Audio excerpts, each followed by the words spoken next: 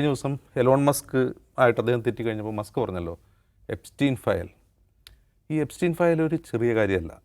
ചെറിയ കാര്യമല്ല എന്ന് പറയാൻ കാരണം, ഒന്ന്, എപ്സ്റ്റീൻ സൂയിസൈഡ് ചെയ്ത ഒരാളാണ്. പക്ഷേ ആ ഫയൽ ഒരു ബോംബാണ്. അതിൻ്റെ കാരണം ഇപ്പോൾ നെറ്റ്ഫ്ലിക്സിലൊരു ഒരു ഒരു സീരീസ് തന്നെയുണ്ട് എപ്സ്റ്റീനെ കുറിച്ച്. ഒരു ഡോക്യു സീരീസാണ്.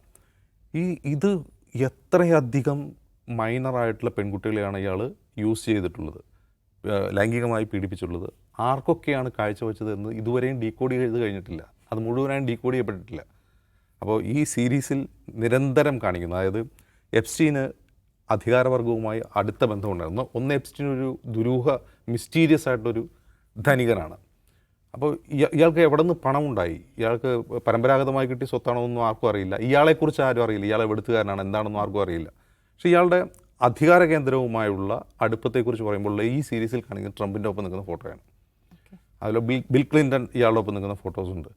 അപ്പോൾ ട്രംപിൻ്റെ ഒരു പൂർവ്വകാലം പരിശോധിച്ചാൽ, അതായത് ട്രംപ് പ്രസിഡൻ്റ് ആവുന്നതിന് മുമ്പ് ഒരു ബിസിനസ്മാൻ മാത്രമായിരുന്ന സമയത്ത് അദ്ദേഹത്തിൻ്റെ പൂർവ്വകാലം എന്ന് പറഞ്ഞാൽ അറുവഷളനാണ് അയാൾ. അറുവഷളൻ എന്ന് പറഞ്ഞാൽ സ്വന്തം മകളെക്കുറിച്ച് പോലും വഷളത്തരം പറയാൻ മടിക്കാത്ത, എത്രയോ ഇൻ്റർവ്യൂസ് ഉണ്ട് അദ്ദേഹത്തിൻ്റെ. വഷളത്തരം പറയാൻ മടിക്കാത്ത അറുവഷളനായ ഒരു മനുഷ്യനാണ് ട്രംപ്.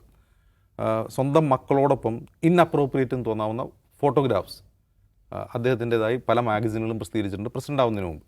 അപ്പം അങ്ങനെ ഒരാൾ പൊട്ടൻഷ്യലി ഒരു ചൈൽഡ് റേപ്പിസ്റ്റ് ആവാനുള്ള സാധ്യതയുണ്ട് എന്ന വിശകലനം പലയിടത്തുമുണ്ട്. മസ്ക് പറഞ്ഞ ഈ കാര്യം ട്രംപിനെ വല്ലാതെ ആലോചനപ്പെടുത്തുന്നുണ്ട്. അതുകൊണ്ട് ഈ ഒരു പ്രൊട്ടസ്റ്റിനോട് ട്രംപ് എങ്ങനെയായിരിക്കും സമീപിക്കുക? ഇപ്പോൾ നമ്മൾ ലോസ് ഏഞ്ചൽസിൽ കണ്ടതുപോലെ ഫെഡറൽ ഫോഴ്സിനെ ഇറക്കി തകർത്ത് കളയാൻ പറ്റുന്ന ഒരു സാഹചര്യമല്ല ഇത്. കാരണം അത് കുറേ കൂടി വയലൻ്റ് ആയിട്ടുള്ള പ്രൊട്ടസ്റ്റാണ്. വാഹനങ്ങൾ കല്ലെറിയുന്നു, തീ കൊടുക്കുന്നു. ഇതങ്ങനെയല്ല. അത് വളരെ സമാധാനപരമായി പലയിടങ്ങളിൽ, പല സ്ഥലങ്ങളിൽ ഒരുപക്ഷെ മില്യൺസ് ഇതിൽ പങ്കെടുത്തേക്കാമെന്നാണ് പറയുന്നത്. ഇപ്പോൾ ഇന്ന് തുടങ്ങിയിട്ടേ ഉള്ളൂ. അതിൽ ഒരുപാട് ജനങ്ങൾ പങ്കെടുക്കാം. പക്ഷേ അതിനെ മുഴുവൻ ഈ പട്ടാളത്തെയും ഫോഴ്സിനെയും ഉപയോഗിച്ച് തല്ലി തകർക്കാം, അടിച്ചമർത്താം എന്ന് അതും കഴിയില്ല. അതുകൊണ്ട് ട്രംപ് വളരെ ഡിഫെൻസിലാണ് ഇപ്പോൾ ഉള്ളത്. ആ ഡിഫെൻസിലായിരിക്കുന്ന ഒരാൾ ഈ സമരത്തോട് എന്ത് നടപടി സ്വീകരിക്കും അത് നമുക്ക് അറിയാനും പറ്റില്ല. പക്ഷേ ട്രംപിനെ സംബന്ധിച്ച് ട്രംപ് ഈ പ്രൊട്ടസ്റ്റിനെ തിരുത്തും, ഞാൻ നാളെ മുതൽ ജനാധിപത്യവാദിയായേക്കാം എന്നൊന്നും കരുതാൻ വയ്യ. പക്ഷേ ഈ ട്രംപിൻ്റെ രണ്ടാം ടൈം അമേരിക്കയെ സംബന്ധിച്ചും ലോകരാഷ്ട്രീയത്തെ സംബന്ധിച്ചും നമ്മളിപ്പോൾ ഇറാൻ ഇസ്രായേൽ യുദ്ധത്തിൽ കാണുന്നത് പോലെ ലോകരാഷ്ട്രീയത്തെ സംബന്ധിച്ച് വളരെ വളരെ പ്രാധാന്യമുള്ള ഒന്നായിരിക്കും. കാരണം ഇയാൾ എന്താണ് പറയുക, എന്താണ് ചിന്തിക്കുക, എന്താണ് ചെയ്യുക എന്നൊന്നും നമുക്കറിയില്ല. ഇപ്പോഴും അമേരിക്ക എന്ന രാജ്യത്തെ ട്രംപിൽ നിന്ന് രക്ഷിച്ചു നിർത്തുന്നത് മോശമായാലും നല്ലതായാലും ഇപ്പോൾ ആ സിസ്റ്റത്തിനൊരു മോശമുണ്ട്. ഇപ്പോൾ അമേരിക്കയുടെ ഒരു ഡീപ്പ് സ്റ്റേറ്റ് എന്ന് പറയുന്നത്, ആ ഡീപ്പ് സ്റ്റേറ്റാണ് കാര്യങ്ങൾ നിശ്ചയിക്കുകയും നടപ്പാക്കുകയും ചെയ്യുന്നത്.